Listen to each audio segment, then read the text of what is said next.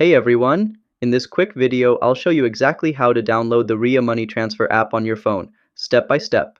Whether you're using Android or iPhone, I've got you covered. Let's get started. Step 1. If you're using an Android, open the Google Play Store. If you're on an iPhone, open the Apple App Store. Step 2. In the search bar, type Ria Money Transfer and hit search. Look for the official app with the orange logo that says Ria by Euronet. Step 3. Tap the Install or Get button next to the app. Wait a few seconds for the download and installation to finish. Step 4. Once installed, tap Open. You can now log in if you already have an account, or tap Sign Up to create a new one.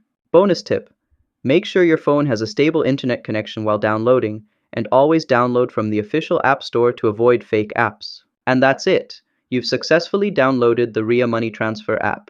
If this video helped, make sure to like, subscribe, and tap the bell icon on How to Tutor for more quick tech tutorials. See you next time!